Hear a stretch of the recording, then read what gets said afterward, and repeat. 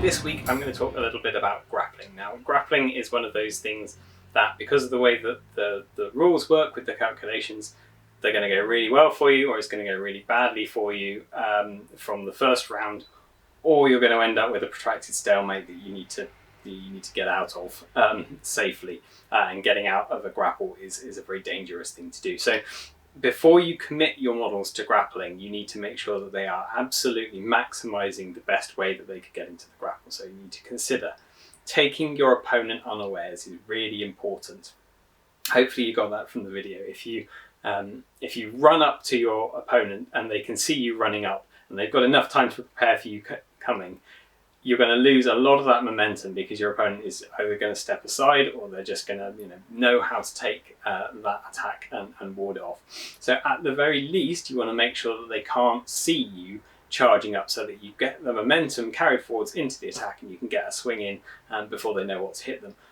However, the most effective way, if you can get close enough without being seen, the most effective way to initiate a grapple is with a creep, because then not only do they not get to react to you before you come in, but they also don't turn to face you, so you end up wide spacing them. Essentially, you're running up to them and stabbing them in the back or something similar. They're not seeing it coming, they're not prepared to take the attack, and it's going to be at least one stroke getting in before they have a chance to respond to it.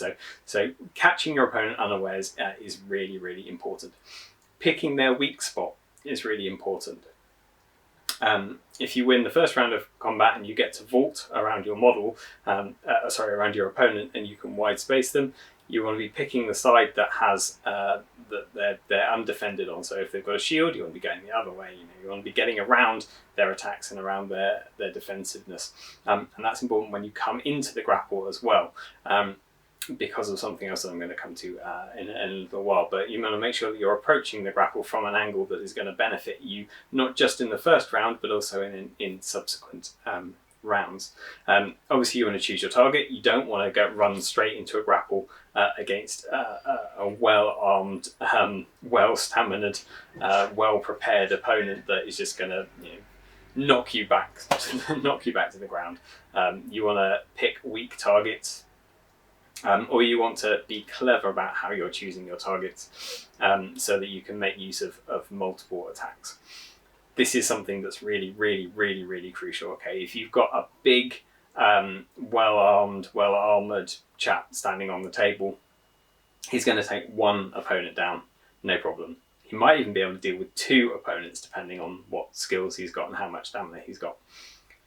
But get three opponents in, the chances are that he's going to be wide spaced somewhere. He's going to be spreading his stamina out, trying to fend off multiple opponents. He's going to be going down at some point. So if you can, multiple opponents in on a single target is a really good way of making sure that your combats are effective.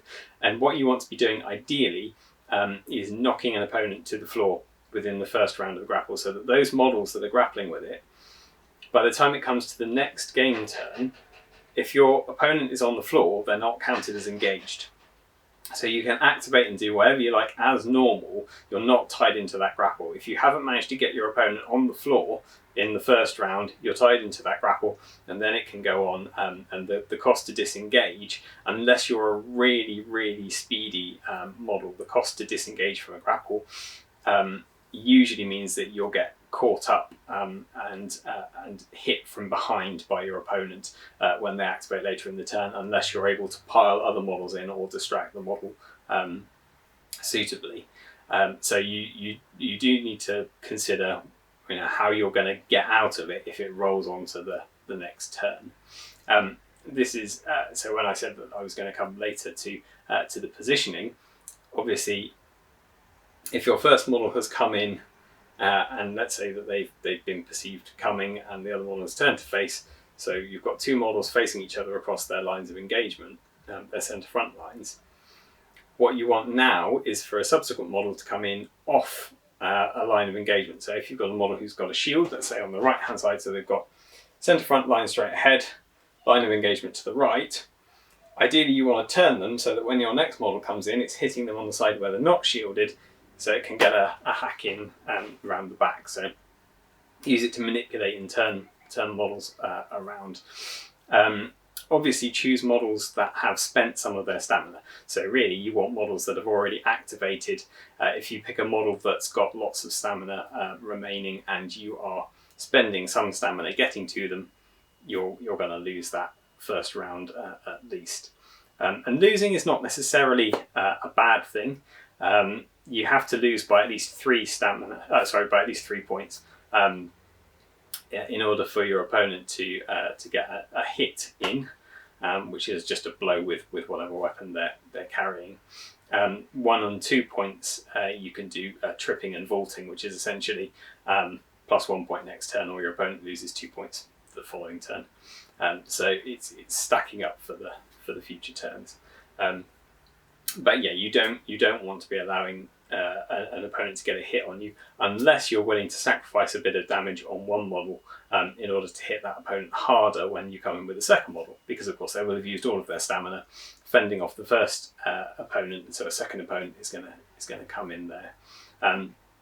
Which is where, again, being on the alert can be useful, because then you can send other models to intercept models that are trying to grapple an opponent who's already tied into a grapple with someone else. Other things like orders and fate weaving actions can have a lot of impact on grappling. And if all else fails, there's a very easy way to break up a grapple, which is to fling a couple of rocks into it or something like that. If you've got a model that's close by, you can make a shooting attack, and bear in mind that you don't have to be armed with a ranged weapon to make a shooting attack. If let's say you've taken an interact action and you've said, I've picked up a stone, that can be the perfectly good basis for a shooting attack, is to lob a stone at someone. As long as you're within your unmodified accuracy range of a grapple going on, you're going to hit your target in that grapple. So you have to be fairly close, otherwise you're going to hit your own models. There's not necessarily a problem if you're lobbing a stone that's got impact 1, but that does mean that all the models in the grapple have to react to it.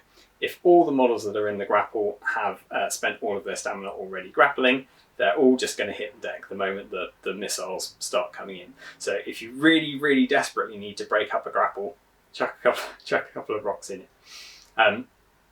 Skills will give you a massive benefit in a grapple if you're intending to be very grapple heavy, and you can be perfectly successful in the Woods campaigns without being good at grappling. There is lots of other ways in which you can achieve objectives other than by grappling models most of the time. But eventually you'll probably get stuck in a fight, and it would be helpful to have some models that are good in the fight. So if you're going to get stuck in fights, pick up a warrior skill for sure, because warrior skills break ties. Okay, if you're tied on results, having that warrior skill breaks the tie in your favour. You get a point up on them for the next time. So it's worth having that skill, but it also gives you access to a load of specialist skills. If you played the first edition, you'll note that in the second edition, the list of things that you can do in a grapple is half the length of what it was in the first edition. And the reason for that is that most of the things that were in first edition are quite niche. Okay, there are very specific circumstances where it's useful to step away from your opponent. There are very specific instances where it's very important that your opponent can't break off in the next turn, but they're not that common. Most of the time what you're wanting to do is hit them as hard as you can. And in instances where you do want to use them, it actually requires quite an amount of skill to force your opponent to do that, or to capture your opponent, to grab them and grip them and stop them moving without yourself getting injured in the process. So it does require an amount of skill, which is why it's now in the skills tree. So you do still have all of those options, but you have to take those skills, which mean that at the point at which you can use those skills, they're going to be useful to you. So they're going to be things like the step back skill is going to be useful if you've got a ranged weapon and you want to step away, because if you're attacking with a ranged weapon, you can stop a number of inches equal to your reach away from your opponent. They have to win a round of combat to close against you. So even if they're winning combat, they're still engaged. They can't they can't inflict any damage on you. They've just got to step in, and then when they're in base contact, then they can start inflicting damage on you. So you might then want to step away from that and just keep them coming, and keep them luring them backwards, essentially, into a trap, or just keeping them busy, keeping them occupied. So those things are all now in the skills table. So if you want to fight in a particular way, if you've got an idea for a particular character who does it in a particular way, take a good look at the skills list and the equipment list, and work out how to put them together to do the thing that you want to be able to do.